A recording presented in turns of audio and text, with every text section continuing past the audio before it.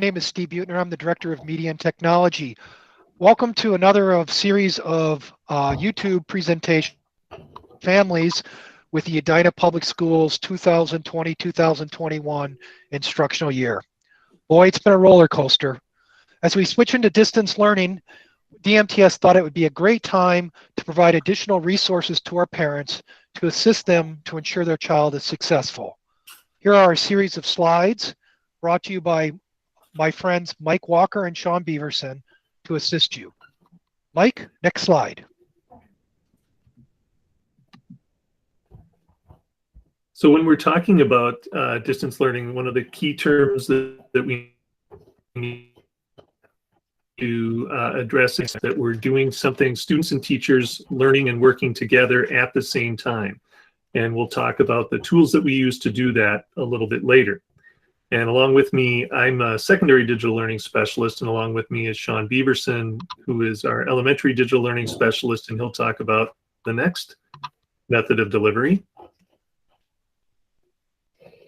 Thanks, Mike. Asynchronous lessons are the lessons and learning that happens while not directly with the teacher. And so these are the activities that happen in between the Google Meet sessions and the various direct connections to your teacher, in which kids may be working on different projects, different skills, or different enrichment based on what the teacher has assigned during a synchronous session. And all of these lessons are developed by our teaching staff and are high quality activities to help students gain the knowledge and skills necessarily to be successful in their subject areas. So then when we talk the full depth combination of the synchronous sessions that teachers are leading along with that asynchronous work done, and it's all done separately from the school building. When we talk about our tools that we have for doing that for our students in grades K through 2, they'll be using the Seesaw app, and Sean will talk about that in a little bit.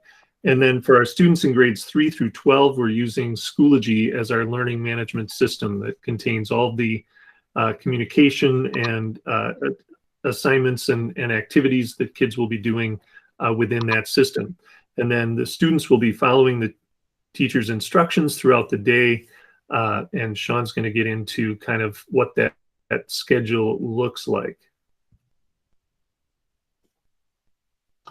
So this is an example of a schedule for our 3rd through 5th grade. This one's actually taken from 4th grade. And so you can see included on this schedule, the teacher has broken down the different topics and the different content areas for which the students will be meeting and when they will meet, using the Google Meet icon to demonstrate when they should be together for face-to-face time, and then the Schoology icon for when they may be working asynchronously.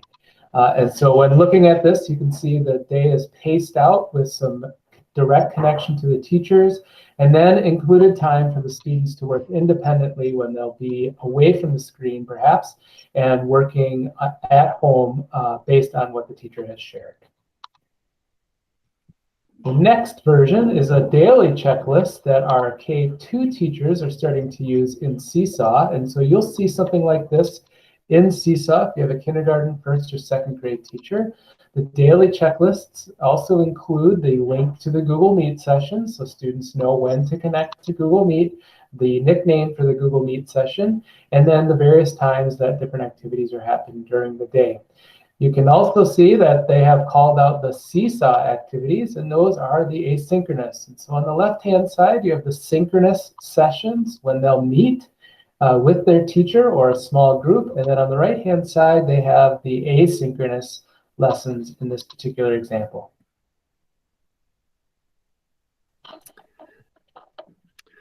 At the middle school level, they're going to continue to follow the A and B day format of their classes. And so Mondays will be A days, Tuesdays B days, Wednesdays will be an asynchronous day where students will be working independently on catch-up activities and things that teachers are posting. Teachers will be doing some reaching out to students for additional help and support, as well as preparing lessons for the following days. And then Thursday and Friday will again be A day and B day as we go through. The other thing about middle school is that they will be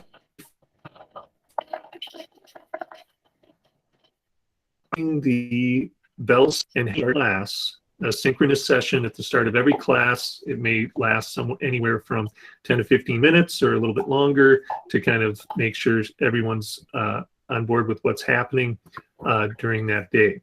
As we look at the high school, they too will be following the bell schedule throughout the week, and they will have synchronous sessions. Google Meets will take place at least 2 times a week per class, as well as each Wednesday will be a flex day where teachers will be inviting students to come and get some additional support or enrichment in their subject areas. And you can see that each subject is assigned a specific time period in what would have been the normal school day for those activities to take place.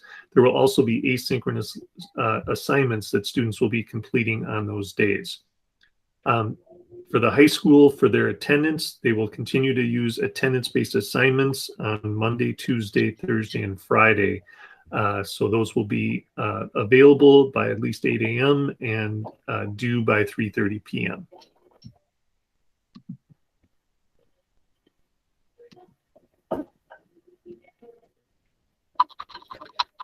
Sean, you want to talk about Seesaw?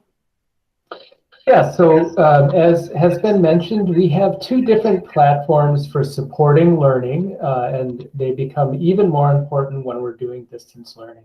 For our kindergarten, 1st, 2nd grade, and for students in our early learning center, they have access to the Seesaw app.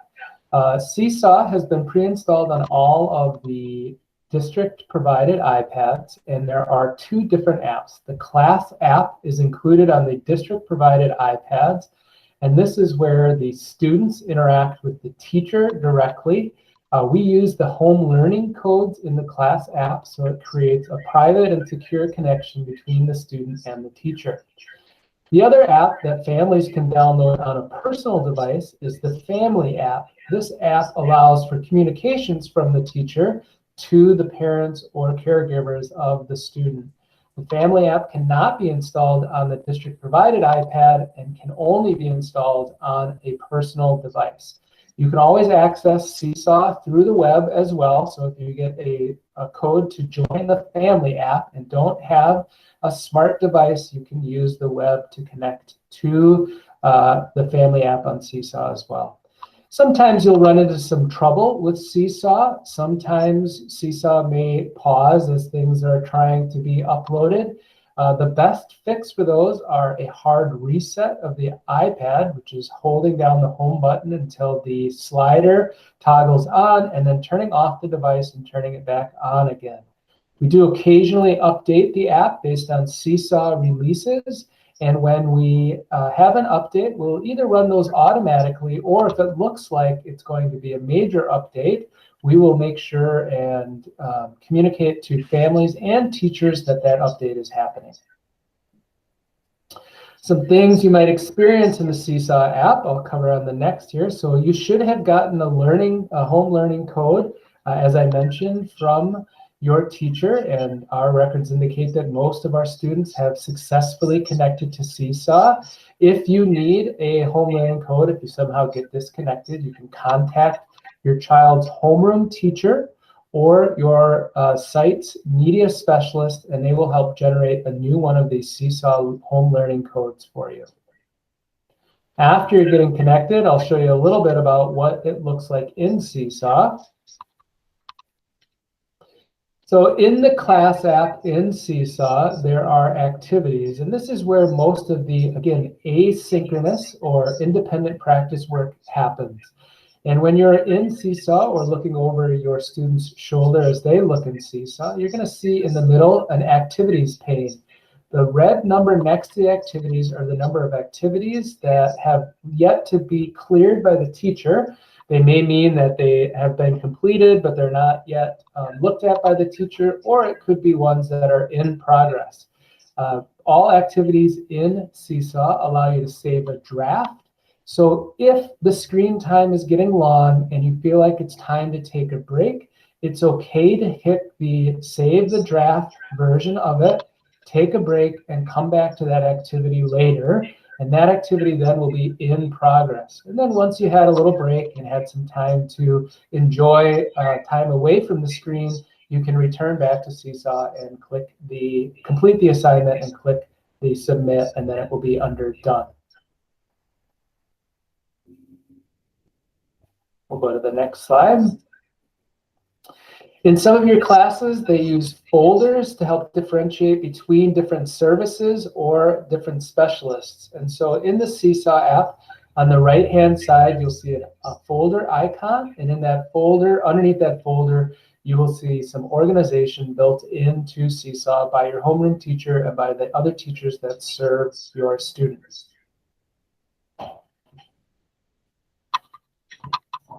And then finally, on the Seesaw app, another great way just to keep track of the activities and what's going on in Seesaw is you can toggle to the calendar view. The calendar is nice because you can see exactly what's been assigned on the various days. And so this is a great way to get a look back on the different things that have been completed during a week or over a couple of days. You can see here's a nice month view, and you can tell when activities were posted by the teacher to be completed by the students. And so the calendar is a really great way to just get an overview of what's been going on in the class and to be able to click through and see the different activities. So now we'll talk about Schoology, which is our learning management system for grades 3 through 12. And Schoology allows teachers to post assignments, activities, give assessments, and for students to interact with the content and engage in that content, and then express their learning in a variety of ways. They can post video, they can complete assessments that may be multiple choice, traditional type, etc. For grades 3 through 5, Sean, do you want to share a little bit about what parents will see? Yeah, absolutely. So based on development, you'll see a simpler interface with Schoology at the younger grades, 3 through 5, than you might see with a middle school student or a high school student. So typically when you come into a elementary level Schoology course, what you will see is the teacher's folder, the homeroom course folder, and then underneath that a specialists folder. Inside of those folders, teachers will be posting the various activities for students, and the activities that are included with a due date get published or displayed on the right-hand side with the upcoming. So a great way to be able to, again, track what's coming up so that you can do some planning for maintaining a healthy balance of school and outside of school work. And that upcoming feature is one that applies not only to grades 3 through 5, but also at the secondary level as well. Our teachers are posting the due dates of assignments and if calendar events to help with that. And so at secondary, you can see some examples here of where a teacher has posted some different activities for different classes. If you ever see something in the outstanding category, that means the assignment wasn't turned in on time. And so that is a way for you to be able to check on your students. If they have anything in outstanding, that means it wasn't turned in at the proper time. Mike, I just want to differentiate really quickly for our elementary families that while at the secondary, we use the gradebook to actively display grade reporting in progress. At the elementary level, our gradebook is actually a little bit different. And so in Schoology, while you will see grades and the grades posted, it really is a matter of record keeping and doesn't necessarily, it could, but doesn't necessarily correlate directly to what your child student's grade may be in the course. So I just wanted to point out that differentiator between the gradebook in elementary versus what happens at the secondary level. Thanks, Mike. That's a great point, Sean, because at secondary, the Schoology gradebook is the official gradebook. We do sync our overall grade from Schoology into Infinite Campus night, but the most up-to-date overall grade in our gradebooks at secondary is in Schoology. So when teachers post overviews in Schoology, they may have some links to activities that they want students to complete. Maybe it's a link to the Google Meet that they're going to have that day. And these links will take the students to the necessary resources and assignments that are happening on a given day. Some of the differences that you might see at the secondary level, our high school teachers in general are going to post a weekly overview at the top of their courses that'll show kind of what's happening that week. So maybe if there's an assessment coming up on a Thursday or Friday, the student will see that at least by Monday morning. And then our middle school teachers, many of them are utilizing something called a unit guide. And those unit guides are documents that allow the student to kind of follow along, complete activities, see what those activities and links are, but also one of the great pieces of that unit guide is that students can actually reflect on their learning right on that document, and then the teachers can give feedback on that. And that feedback aspect, being able to consult and provide feedback and reflection is a key component of our Edina learning framework, and so it's something that you might see at the secondary level a little bit more than other levels. Now, what that means is that for some of the content in Schoology, because it may be a Google Doc that is shared between the teacher and the student, or maybe it is curriculum that we've purchased with a license that is limited only to the students and teachers, you may see signs when you're going through Schoology that look like this, where it says private access only. And that's because with your parent account, you don't necessarily have the rights to view some of that material. We've tried to open it up as much as possible for parents, but that's kind of, we do have some limitations on that. So in that event, what we really recommend is that you sit down shoulder to shoulder with your child. If you ever have a question about what something is or the progress that they're making on a document, that's going to be the best way for you to see the full piece of what's going on for a given class. By sitting down with your child, then they can show you what they're working on and the work that they are doing. Or if it's a curricular thing like some of our electronic textbooks for math, they can show you what the lessons and things are there, because you do not have a login for some of those resources. You do have the ability in Schoology to sign up for notifications for different things, and we really encourage you to do that. On our district dashboard under technology, we have some links to resources on how to sign up not only for notifications, but also digests that show progress for your child for either daily or on a weekly basis.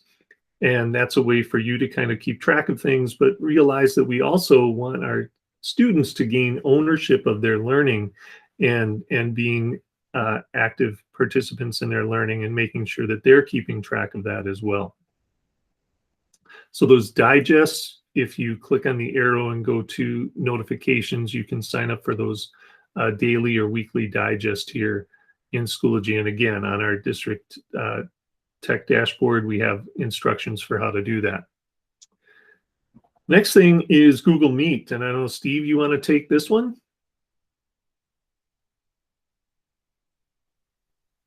Oops, you're muted.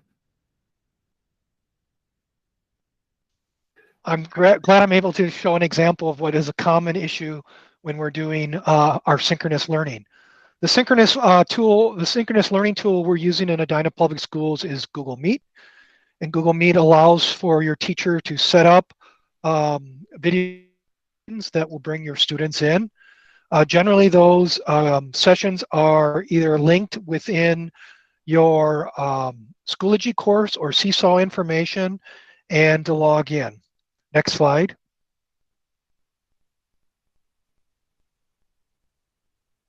Sean, you want to take that one?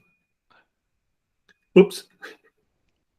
Sean, you're muted. I like to follow in my boss's footsteps. So one of the other things a peculiarity that we'll note is that in Seesaw, it is a little bit different. The teachers are posting the nickname to the Google Meet session. And the nickname will allow you to go to meet.google.com or the Google Meet app and type in the nickname of that session. So for example, my last name is Beaverson, and if I taught first grade, my nickname might be Beaverson1 so that the students could join my Google Meet. The nicknames create a secure connection between the teacher and the students and does not allow for people outside of our organization to join the Google Meet sessions. The nicknames also restrict student access without a staff member there to start a Google Meet. So the nicknames are an important way for us to add security to the synchronous experience for students and for teachers. In addition to the nicknames, teachers can use the nickname to create a hyperlink to the Google Meet session as well. And so in some cases, what you will see is a blue underline or the little chain link next to the teacher's nickname, which demonstrates that it is an actual active link that you can click on to follow through either to meet.google.com or the Google Meet app on the iPad. It's important that when you're using the iPad that the student is logged in, and I'll say that again, that the student is the one that's logged into the Google Meet app. Due to the nickname restrictions, not allowing people from outside the organization to join, it's important that the student is the one that is logged in. Included with today's information, we have the iPad Tech Kit, which is an app on the iPads where you can find this very same page and watch the video that walks through the steps of joining a Google Meet and making sure that it's just your student that is logged into the iPad. Just like in previous years, we want to see your children every day in school because that's when we know they're learning. However, this year, in the year of the 2020-2021, and in particular when we're in either hybrid or distance learning, we're going to have to ensure that your child's participating a little bit differently. To that end, we're providing some attendance procedures here of how the different grade levels will be conducting attendance. In the elementary level, they'll be taking daily attendance like they did in the past and using one of their virtual sessions or a homework or a check-in to ensure your child's participating. At the middle school, they'll be taking attendance at the advisory meeting in the morning or attending the synchronous sessions each period. And at the high school, Mike can explain what they're doing for attendance. Yeah, just to note that the main attendance for middle school will be taken during that advisory period at 9:20, and that's a Google Meet synchronous session that students need to attend every day. But they also will be doing synchronous sessions during every class period at the middle schools, and students should be attending those. At the high school level, Monday, Tuesday, Thursday, and Friday, students will be completing an attendance-based assignment by 3:30 p.m. each day, and then obviously attending those synchronous sessions as assigned. But then on Wednesdays, the key will be that they attend any session that they've been invited to for Flex to gain additional support or enrichment. We know situations are going to crop up where your child may have participated and may have got missed. You may be getting an attendance call. In those situations, you can always contact your child's building attendance clerk to address any attendance issues that you might have. Next slide, Mike. We also know that there's going to be technical issues and you're going to have ongoing questions, and we're going to have more information that's always coming to light or will be available. To that end, the district has created a dashboard for supporting our families. The dashboard is broken down into icons that you can use, such as early learning center, elementary, middle school, and high school. In addition, you will find a technology icon, which will provide technology resources and technology support options for you. There also will be videos from each of our different levels explaining specific procedures for those levels that you can watch and gain more information from. As far as tech support goes, Steve? Sure. So again, tech support, we're always available to help out. We do have a help desk, which can be accessed either through a telephone or through an email. The email is support@edinaschools.org, and the telephone number is listed. However, if you want instant support, we do have provided a number of great resources for parents and students. On our iPads, we've created an app called the EPS iPad Guide for K through 2. That's right on the home screen, and it's a great resource for parents. We encourage you to take a look at that and read through that. As used with technology, we are constantly updating that app. We also have provided a Chromebook troubleshooting guide, and we will replace Chromebooks if they're defective by a swap out at our Edina Education Center. And then also, we understand that in some situations, English might not be your first language, and so we've provided resources on how you can translate or access YouTube videos in different languages. We realize these are amazingly difficult historic times, and so we really want to partner with you to support you in the process of distance learning and helping your child be as successful as possible.